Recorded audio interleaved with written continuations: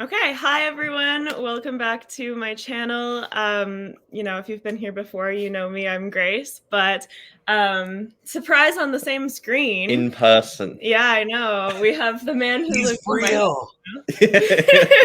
No.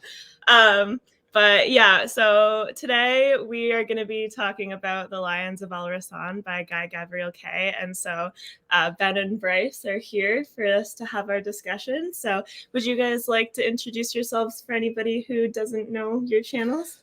Yes, I continue to be Ben, and I continue to be overly average. And I am, in fact, now here in person.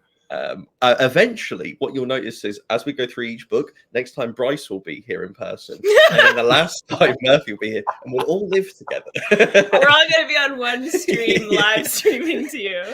It'll be super widescreen. Oh man, well, I am Bryce, and I like to party. This is an earlier reference.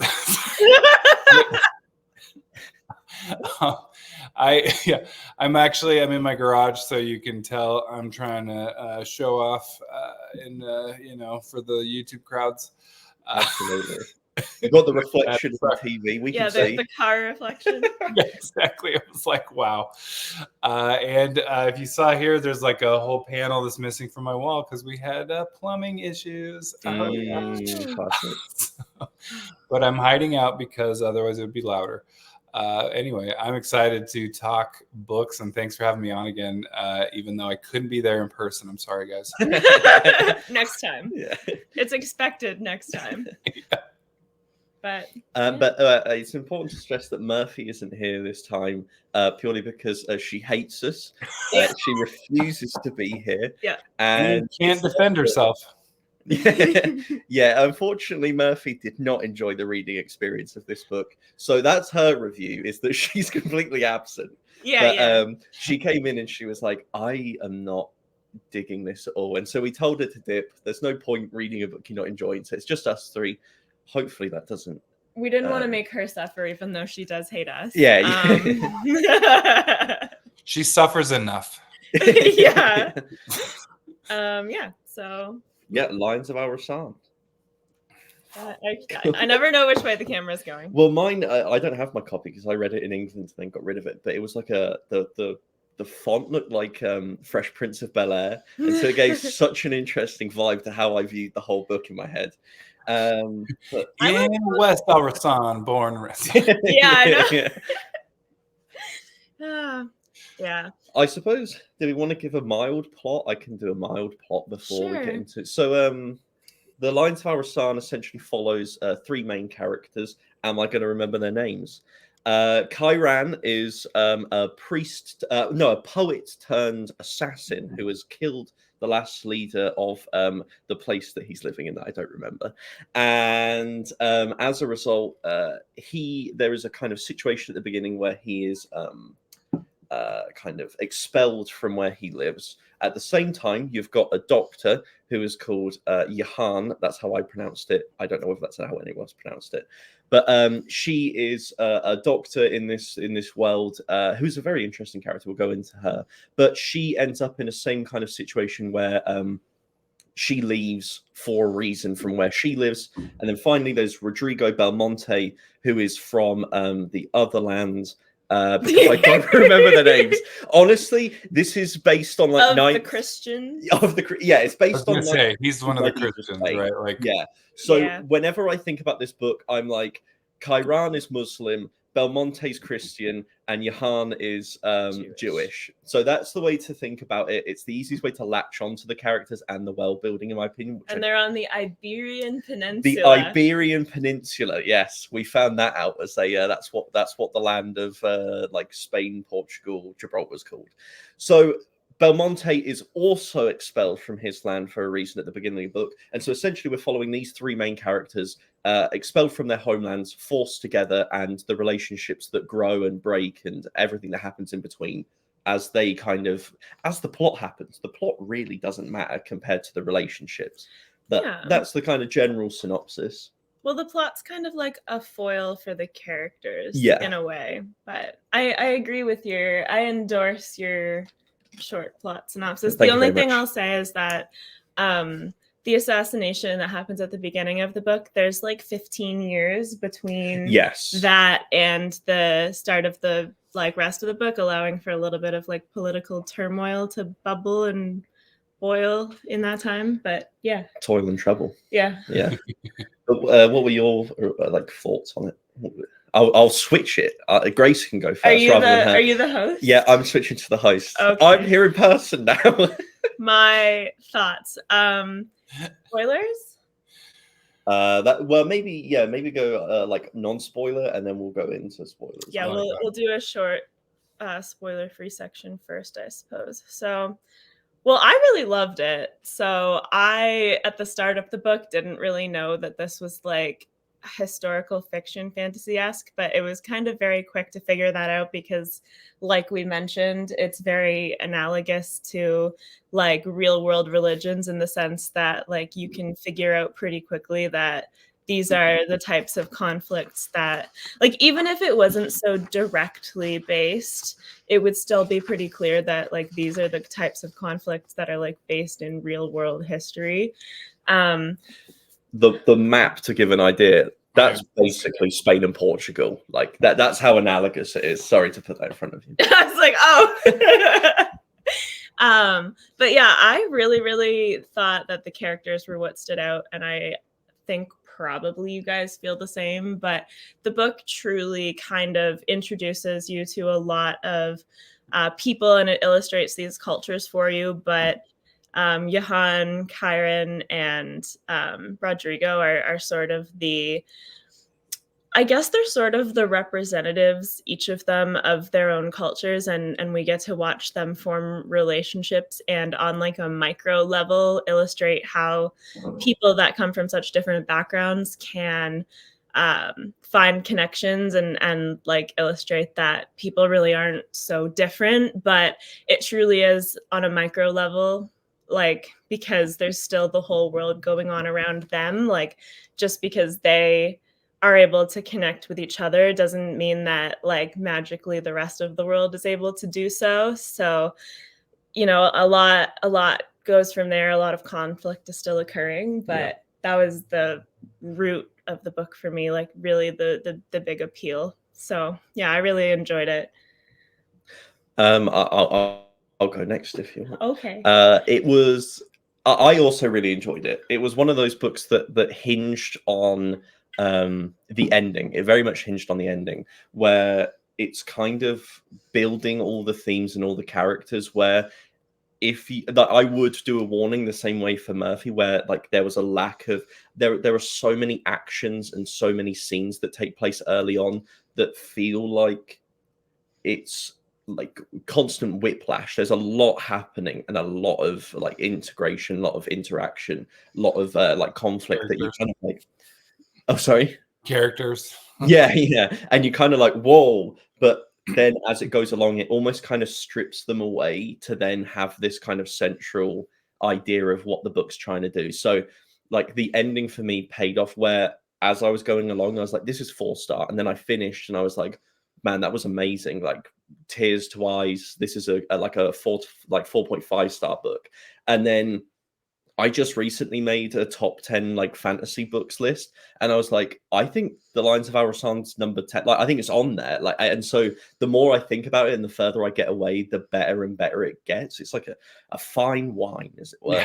But yeah, so that's my kind of thoughts, and it does, like you said, it's all hinged on those themes and characters, and they are perfectly executed. I don't know about you, Bryce. Yeah, I would say, and like the prose itself is like a fine wine. Like I think it's really beautifully told throughout. I liked the characters is really what you're there for, and that's what you kind of get into. There's kind of like these big events, like a couple big events that kind of had these big ramifications throughout like the rest of it that kind of like reverberated, I guess, through, that I thought was kind of like, I didn't realize at the time when you're like reading that event and you're like, oh, okay, this is actually gonna, didn't realize like how much it would like push to the rest. But I do think that is vital to understand. Like it took me too long to kind of figure out like, okay, Jedites are Christian. The what are there? I have like all these notes here. Who else? The what is it? This is me trying to remember. It's so hard to. I know, like the Muslim is Chiron is the Muslim. Like I straight up don't even remember. Like when you said Jedites, I was like, oh yeah, that's what I did as well. Yeah, I know exactly. Like because it's just about the characters mainly. Yeah. I like Jahane is how I like how because I listened to the audiobook, so I'm sorry if Jahane, I think. But I also needed the book. Like I don't think you could have straight audiobooked this, like because I needed to like refer to the book a ton to like get everybody straight again. Yeah, in my head, especially at first. But the themes of the book is really, and I think that's what kind of Guy Gavriel Kay does so well, is like these themes that again I don't want to get into right now because we're not in the spoiler section because it feels like it's kind of more of a spoiler. Anyway, I don't know, and I only read one other book by the author Tigana, which I loved, and I think I like this one better. And so, like just like you were saying, Ben, like I know, did it reach a top 10 for me? It might have because it's really really well told and like. And again, we'll get into the themes and everything. Like that's what I loved is that kind of theme, but also you're almost like surprised at how well you love these characters. Yeah. These three main ones. But it doesn't happen like right away. And I like the idea of like, because Jahane is like a doctor, right? And I just read a book by a doctor that's a post-apocalyptic with like a book with a doctor main character called Saint Elspeth, and I loved about it. It was like the doctor's whole thing was like, I don't care who you are, like my job is to heal, right? And like whether it's your friend, enemy, whatever. And I loved that concept, and it stuck with me. And it felt like Jahane, even from the very first page, was like that's the kind of doctor she is. Like I don't care who you are. If you're against me or whatever, like my job, I'm going to do my job because that's where I feel honor. And so a lot of this is just your loyalty and honor, like and it's put into constant conflict the whole time is like, is it to family? Is it to the people who've saved your life? Like, do you owe them something, or people that you're close to you? And maybe I'm dancing too close to spoilers, but is it to your people, your religion, right? Like where is that loyalty? And just constantly challenging that and having that, like it's really good because like we all have stuff in our lives that are our family, our whatever religion, our and whatever it may be, our morality in general, that we're loyal to. And I think it's so important to again discover or whatever about yourself. But anyway, there's just so much about this that just it's so real life too, but it's told in such a beautiful way too. So anyway, through all that.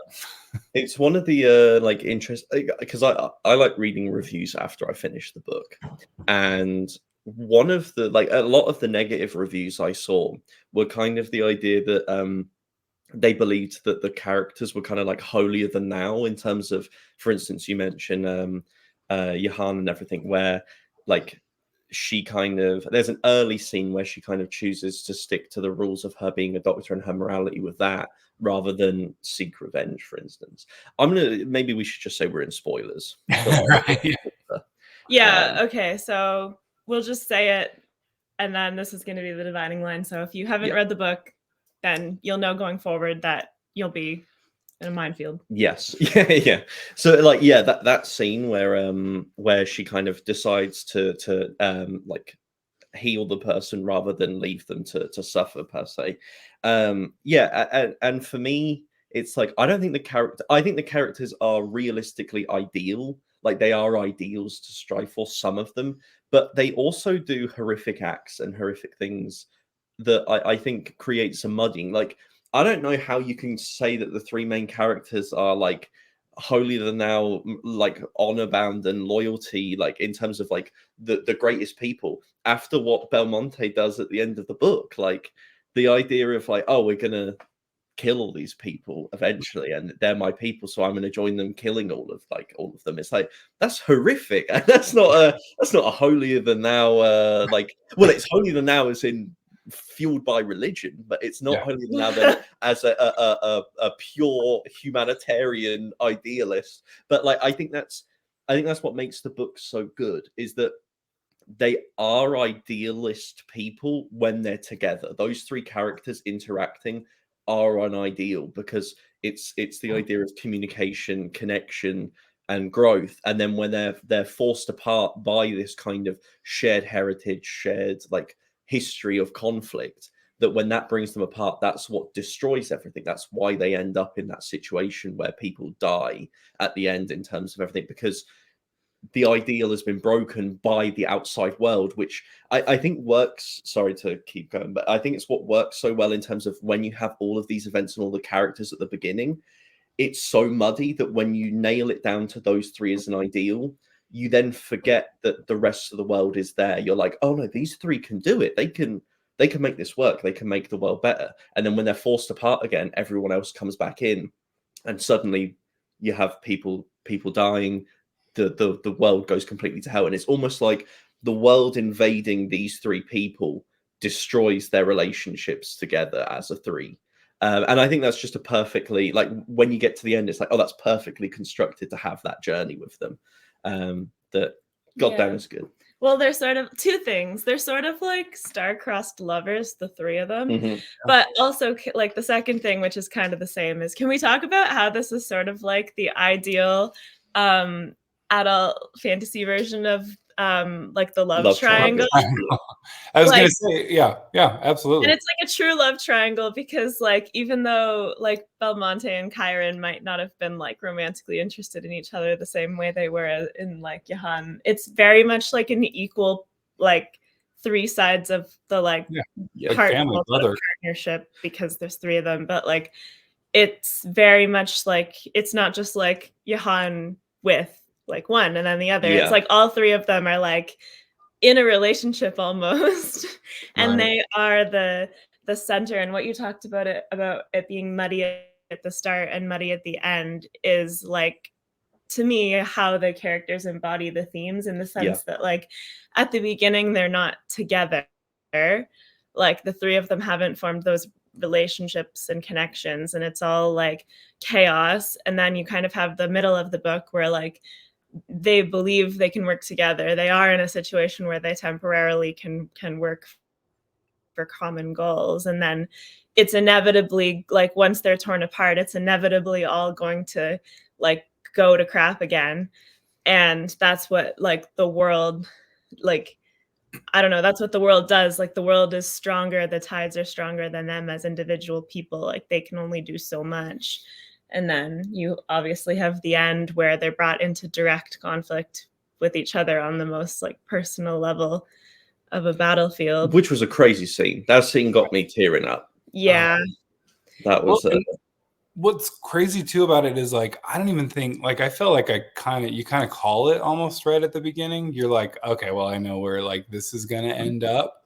But even with calling it, like, that ending is still amazing, like, because it's so well done by the end that you're like, I mean, I don't know. It's just like every expectation is almost like, but like exceeded still. Yet, even though you're like, but I kind of knew where this was heading from the beginning. Did anyone else get that? Like, I felt like you kind of like, it's like, well, obviously this is where this is going to go. It's three people from different, like, who got pushed together. They're clearly going to have to make a decision in the end. Well, then you realize at the end, I don't know about you guys, that you don't want either one of them to lose, which means that you don't want either one of them to win. Yeah. Which means that, you know, you don't want either one of them to lose. Eternal conflict. Yeah. And then Johann, like, the soul of the doctor has to watch them try and kill each other. Yeah.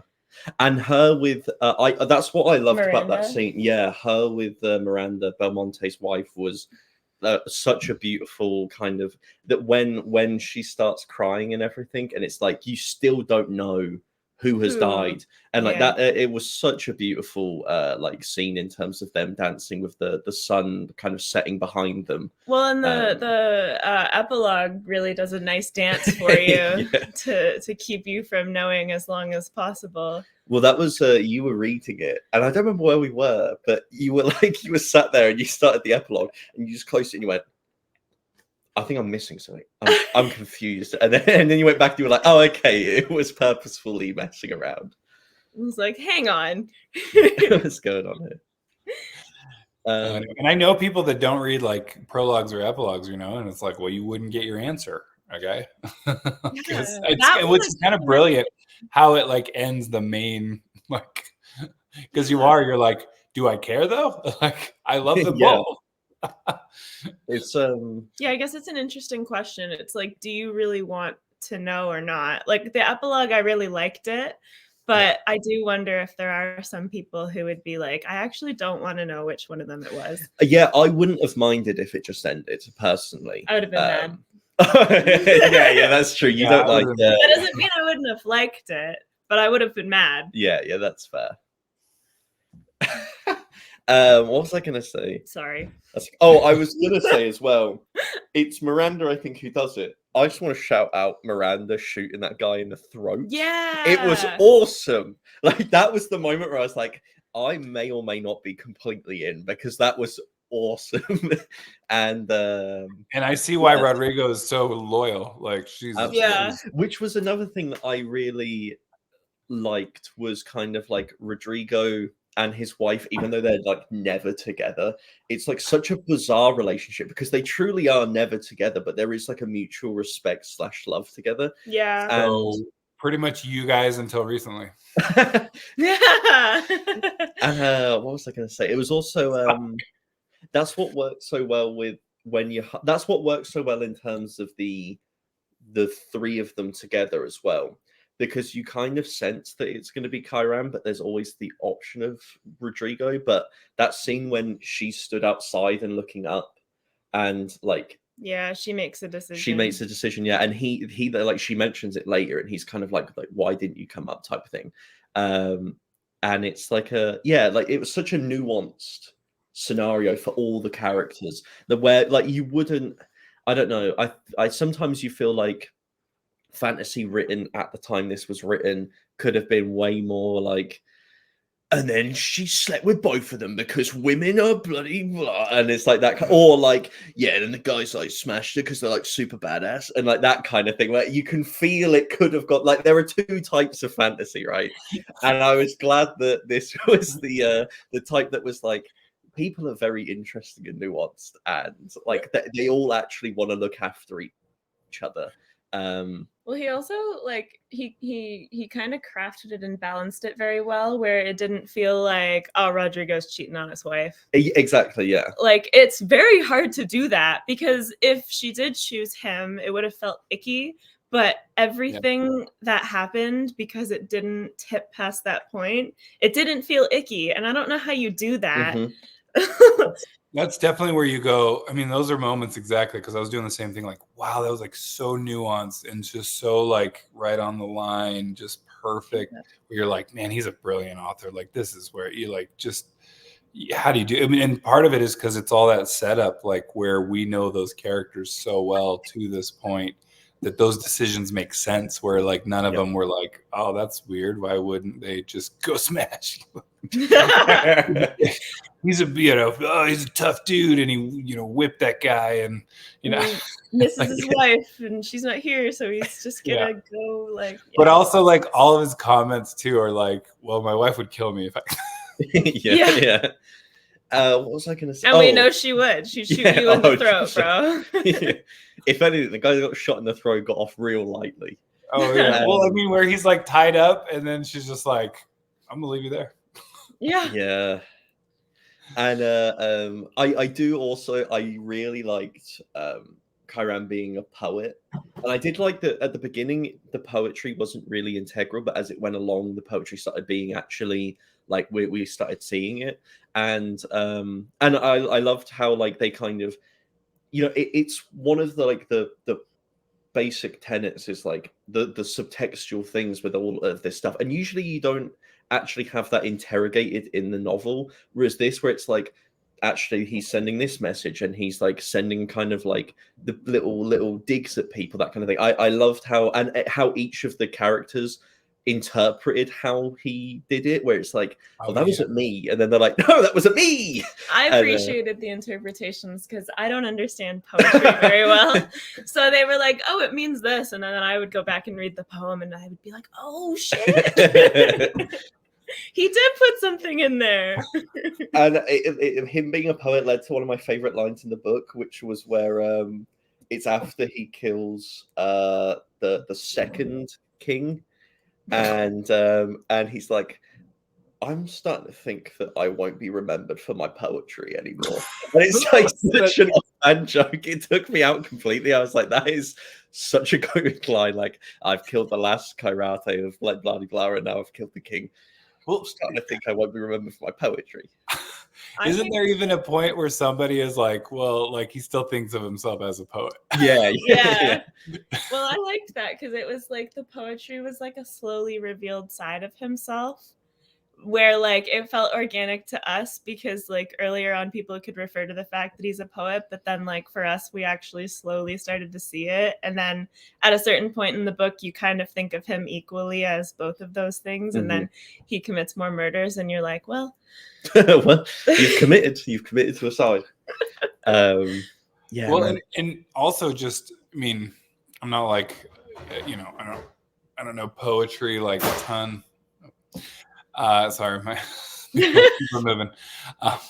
But I'm not like an expert. I didn't get like a degree in like literature or anything like that or poetry. But I'm like, I felt like still like that I just thought the poetry was still brilliant. Like it's still like very well done, as much as a layman can say that. And you're like, man, this guy's got like talents. Like obviously his prose is great, but like and I don't know, I was looking up, I thought I read somewhere where he's like won awards for his poetry too.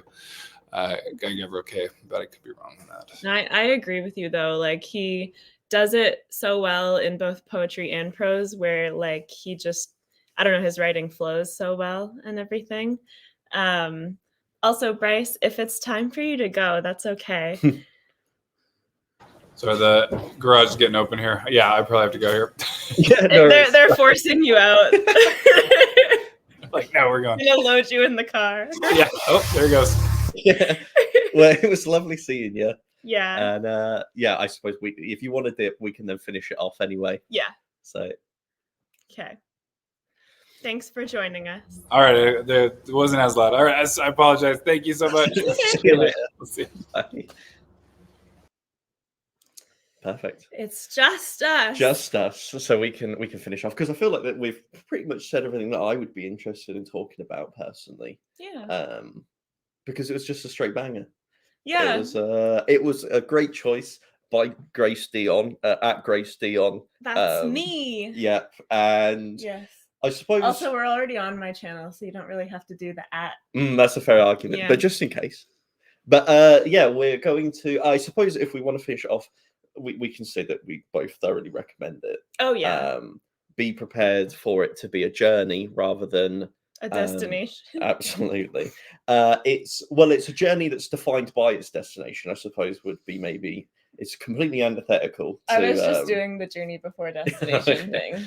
That was stupid. So. And we know what the next book we're going to read is. Maybe we can reveal that here if we want to. Because we just do we have the licensing? I guess we did just decide it's official. Yeah. So we are going to be reading Guns of the Dawn by Adrian Tchaikovsky. Yeah. So Grace has already read it. Yeah, but I was thoroughly encouraging everybody because I know how good it is. So that'll be like a September-October thing. Not like we haven't like scheduled the next live stream or anything like that, but like Bryce and Murphy will both be reading it as well. Yep. And yeah. Absolutely. I'm hoping that everybody enjoys it as much as I did, and I am going to reread it as well. And that'll be that. That'll be that. For the next installment in our group chats, group reads. So I suppose we can finish by thanking Murphy for joining us. We can thank Bryce for joining us. Thank you very much, both of you here. Yes, yeah. Say goodbye to them, everyone. Yeah. And then we can say thank you to each other. Thank you very much. Is that it? I have no idea. You can finish it how you want to. Okay, bye everyone. I hope you have a great rest of your day. Bye.